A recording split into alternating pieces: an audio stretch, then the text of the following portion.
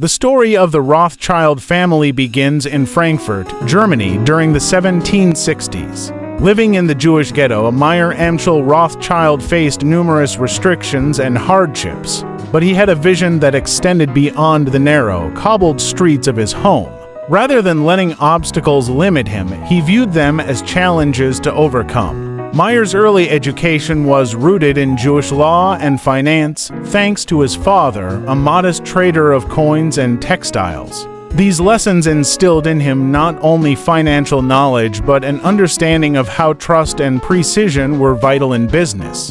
By his 20s, Meyer had begun to make a name for himself, expanding his father's trade and developing an interest in rare coins and collectibles. This led him to connect with German nobility, including one of his first influential clients, Prince William of Hesse. For Meyer, this relationship wasn't just about profit, it was about creating a network. Meyer gained Prince William's trust by prioritizing honesty and dependability, values that were uncommon in the finance world of the time. His reputation grew, and so did his business, as more high-profile clients began to rely on him. As Meyer's family grew, so did his ambitions. He envisioned not just a successful business, but a dynasty that would carry his values forward. He understood that if his sons were to inherit his legacy, they needed to be both competent and loyal. Meyer educated them rigorously and strategically placed each of his 5 sons in major European cities: Paris, London, Naples, Vienna, and Frankfurt. This setup allowed them to operate independently yet stay united, a unique approach that would soon make them pioneers in international banking. By the early 1800s, the Rothschild family had set up a network that allowed them to transfer funds and communicate across borders with incredible speed for the time. Meyer's sons, learning from him, became skilled bankers and formed connections with governments and leaders across Europe. They saw that financial power was increasingly becoming more influential than traditional nobility. The Rothschilds weren't just bankers, they were advisors and power brokers, trusted by those who saw the value in their network. With their reach expanding, the family faced scrutiny and suspicion. People questioned their growing influence, wondering if they had too much power. Yet, they adapted to every challenge. Wars, political shifts, and economic downturns only solidified their presence as they navigated crises with expertise. The Rothschild name became synonymous with wealth, reliability, and influence. As Meyer aged, he knew he had built something that would last beyond his lifetime. His sons were ready to take on the mantle, each carrying his values and vision. Meyer had set the stage for the Rothschild dynasty, and the story was only beginning. As Meyer Amschel Rothschild's influence grew, he recognized the importance of resilience and adaptability. He understood that to truly build a lasting dynasty, his sons needed to go beyond Frankfurt, carrying the Rothschild legacy into the heart of Europe. He divided the continent among his 5 sons, giving each one a specific city that would become their stronghold. The eldest, Amschel, stayed in Frankfurt, keeping the original family bank as the anchor for the others. Amschel, calm and steady, had a mind that excelled in administration and detail, ensuring Frankfurt would remain the foundation of their empire. To Paris, Meyer sent his 3rd son, James, a shrewd and ambitious strategist. James arrived in France during a turbulent time, just as the Napoleonic Wars were reshaping Europe. Yet he quickly adapted, skillfully navigating Paris's political waters, securing loans to both private and state entities, and even funding the French government itself. Under James's control, Paris became one of the Rothschild family's most prosperous branches, providing him with the power to influence French industry and politics for decades. In London, the second eldest, Nathan, laid the groundwork for what would become the Rothschilds' most powerful branch. London was rapidly emerging as the world's financial capital, and Nathan seized the opportunity. Unlike his brothers, he was known for his daring and ruthless methods. He quickly established a reputation for being willing to take enormous financial risks. With the Napoleonic Wars raging across Europe, Nathan developed a complex courier network that allowed him to communicate with his brothers and respond to the market faster than anyone else. This communication network would soon become one of the family's greatest assets. Karl, known for his charm and ability to connect with people, took his place in Naples. Though Naples was not as influential as the other cities, it provided crucial connections to southern Europe and a gateway to the Mediterranean. Karl leveraged his connections with the aristocracy, earning trust and favors that allowed him to establish a presence within Italy. Over time, Naples became an essential point for the Rothschild network, linking them with southern Europe. The fifth son, Salomon, was sent to Vienna, the seat of the Austrian Empire. Salomon was considered the diplomat of the family, and his task was clear to secure the goodwill of the Austrian court. Austria was deeply conservative and wary of outsiders, but Salomon's patience and strategic alliances allowed him to gain the trust of the Habsburg monarchy. He financed public projects, gained exclusive contracts, and became a trusted advisor. By providing loans to the Austrian Empire, Salomon ensured that Vienna would always look favorably upon the Rothschild family.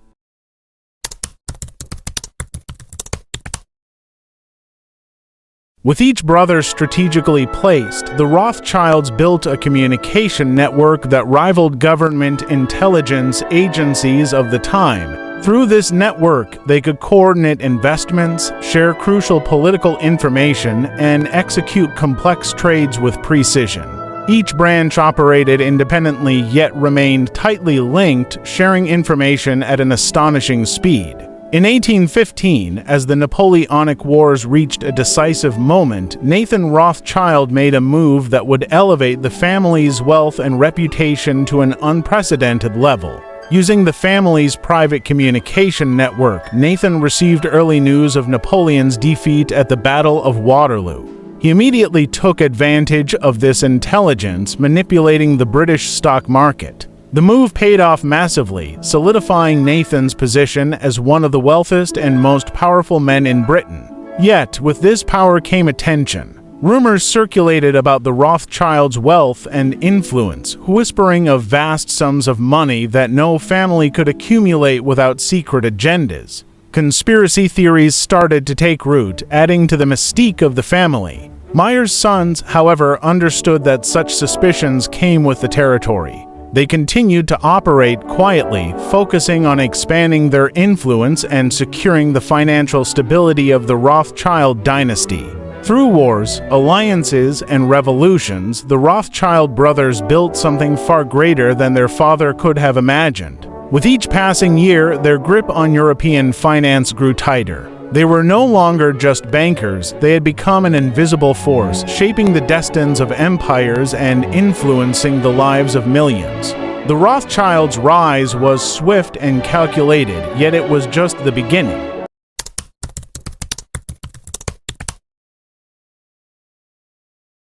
By the early 1800s, the Rothschilds had established a powerful network stretching across Europe. Each brother, with their own banking house in their designated city, was creating connections with the elite, solidifying alliances with powerful families, and earning the trust of monarchs and ministers alike.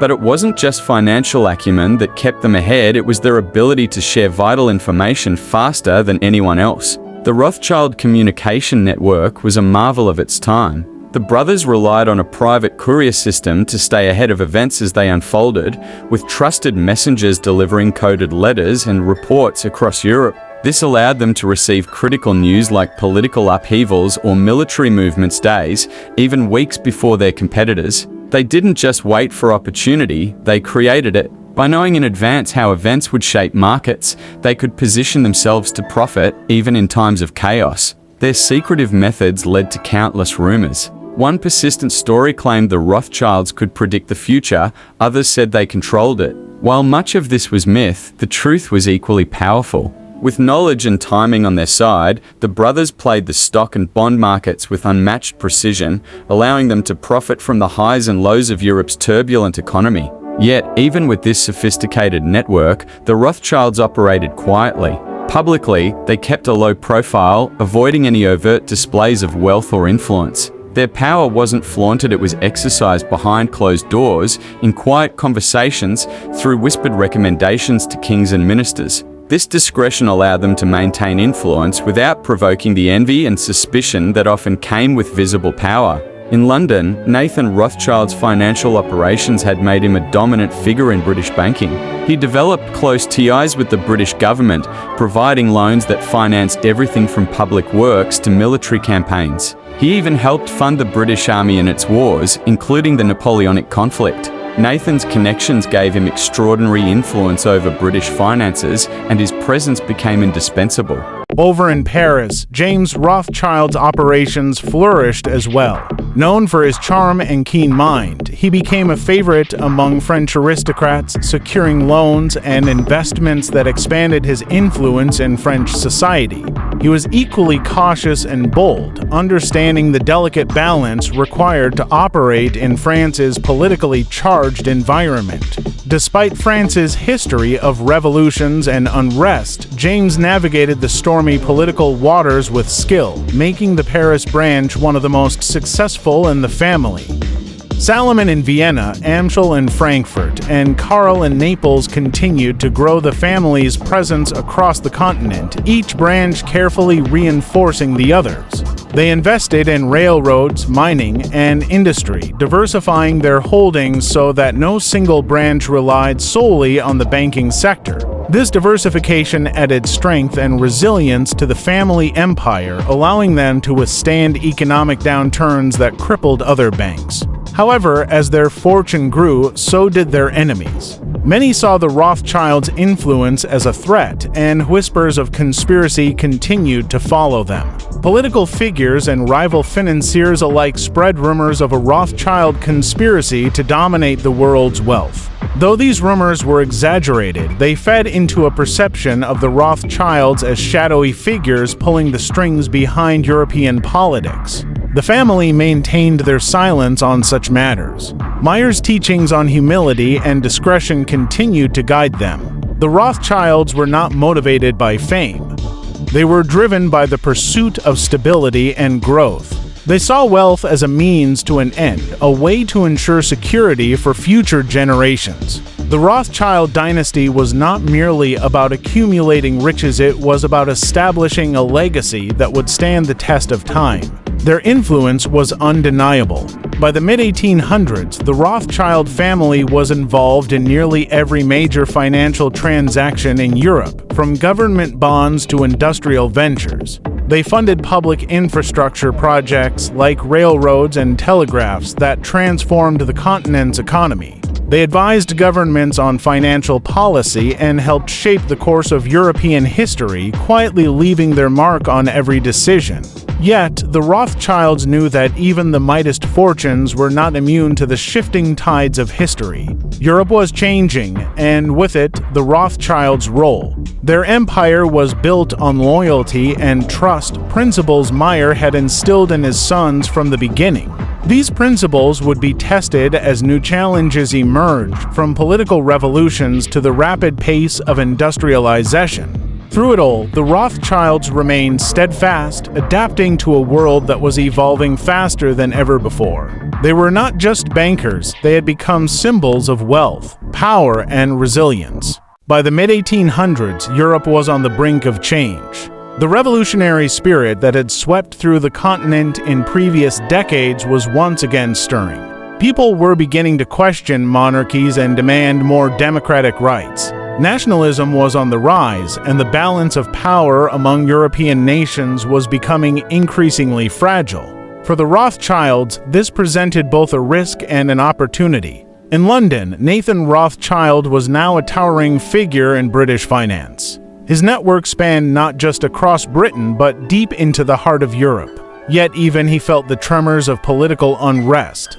The British Empire was expanding, and its thirst for resources and influence brought the nation into numerous conflicts. This required enormous funding, and Nathan found himself increasingly called upon by the British government. With each successful loan, his influence grew, but so did the scrutiny and suspicion. Meanwhile, in Paris, James Rothschild was also navigating a complex political landscape. France was a nation divided, with factions vying for control and shifting alliances making stability difficult to achieve. The Rothschild Bank in Paris was one of the most influential, but it wasn't without its challenges. James had to carefully balance his relationships with those in power, knowing that a single misstep could cost him everything. In Germany, Salomon Rothschild was facing a different set of challenges.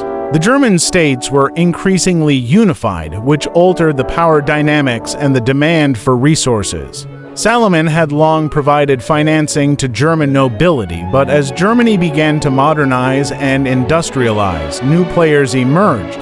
The Rothschilds invested heavily in the burgeoning rail industry, seeing it as the backbone of Germany's future economy. The Rothschilds knew that in this environment, they couldn't rely solely on old alliances. They needed new partners, new allies who shared their vision of a connected and prosperous Europe.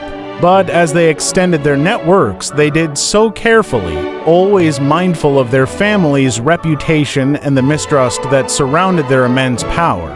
It was around this time that the Rothschilds began forming alliances outside of Europe. They reached across the Atlantic, seeking partnerships in the United States, a country that was rapidly growing and transforming into a global power in its own right. While their influence in the U.S. was not as direct, they provided loans and investments that would shape American industries. They became discreet advisors to some of the most powerful American bankers and industrialists, sharing the secrets of European finance and helping them amass their own fortunes. The Rothschilds also made inroads into the Middle East and Africa, recognizing that the vast resources in these regions would become essential to Europe's growing industries. The family played a role in financing the Suez Canal, a project that promised to revolutionize trade routes between Europe and Asia. This venture was both financially lucrative and politically strategic, as control of the canal would become a critical point of influence in world trade.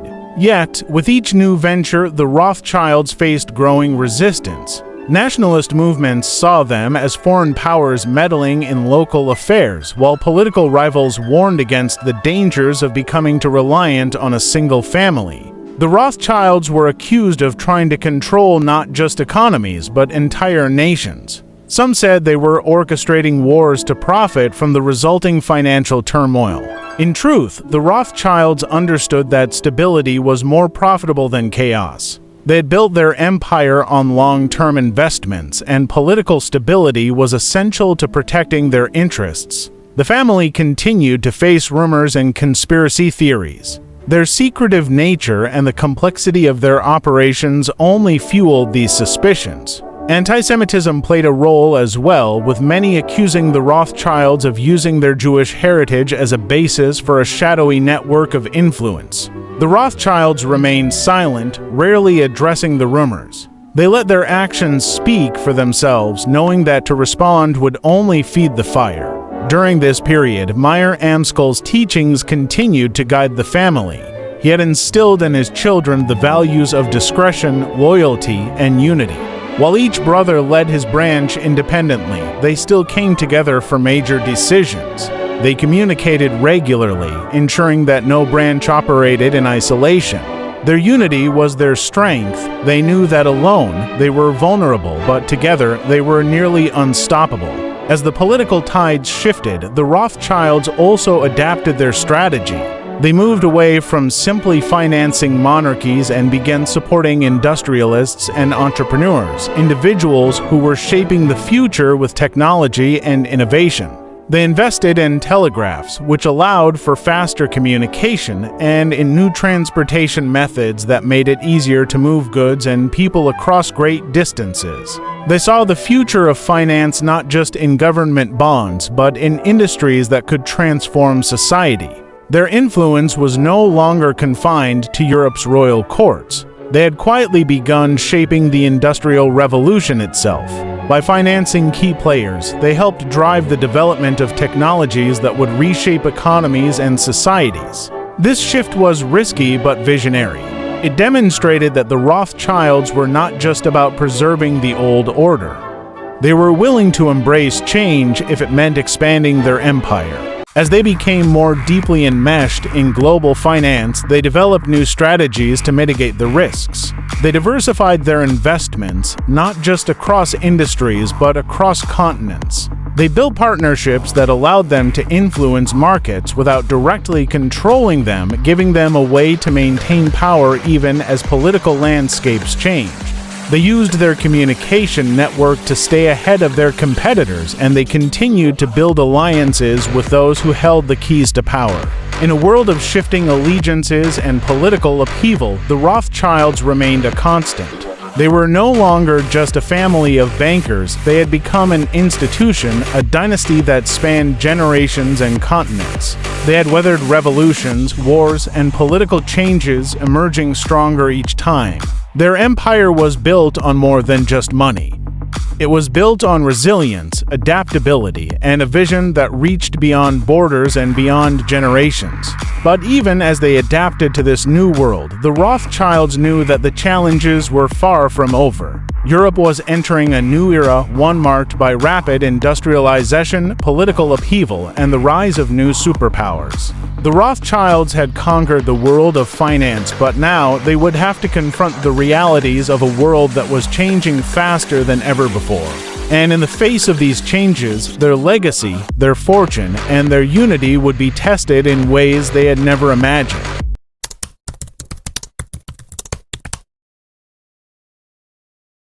As the 19th century progressed, Europe's political landscape continued to shift. The once feared Napoleonic Wars were now a distant memory, but new ideologies were on the rise, nationalism chief among them. Nations across Europe and beyond were awakening to ideas of sovereignty and self-determination, creating a wave of uprisings and calls for independence. The Rothschilds, who had financed both sides of wars and mediated for governments, found themselves in a delicate position, needing to navigate these strong nationalistic tides carefully. In Italy, for example, the unification movement began to gain momentum, known as the Risorgimento.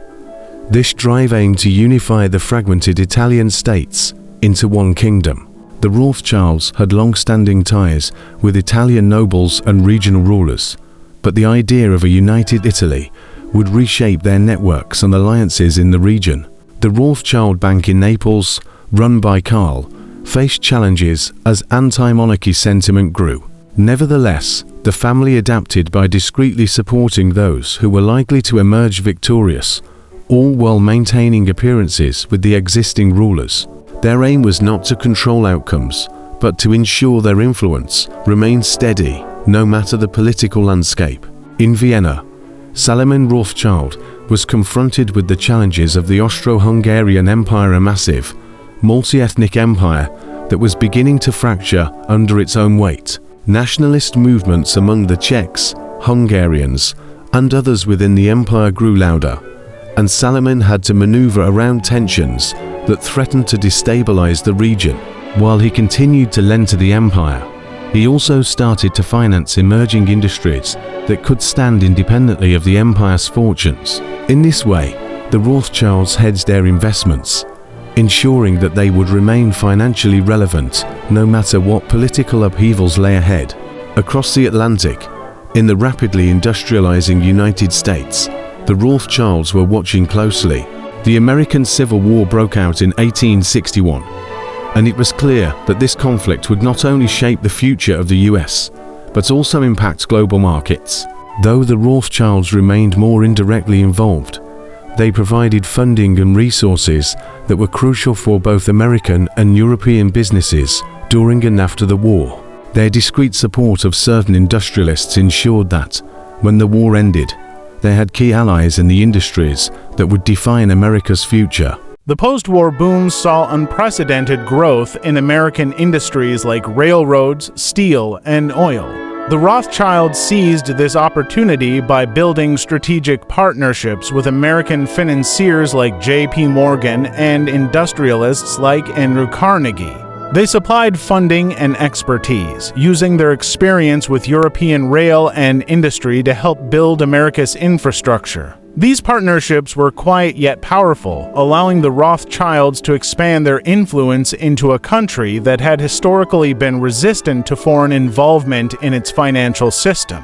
As they strengthened their foothold in the United States, the Rothschilds continued to explore opportunities in other regions as well. The family's involvement in the Suez Canal project had already demonstrated their interest in Middle Eastern ventures, and now they turned their gaze further eastward. Asia, with its vast resources and emerging markets, presented a new frontier. Though Western imperial powers dominated much of Asia, the Rothschilds used their financial acumen to navigate these regions without direct colonization.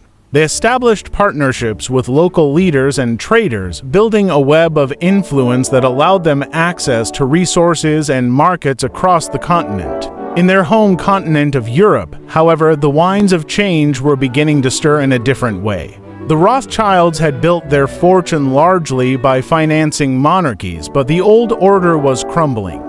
Nations were shifting toward constitutional monarchies or even republics, and the public was increasingly wary of aristocratic power and foreign influence. The Rothschilds, with their immense wealth and influence, became a target for anti-Semitic conspiracy theories that blamed them for everything from economic downturns to political upheavals. The rise of these accusations tested the family's resilience and discretion.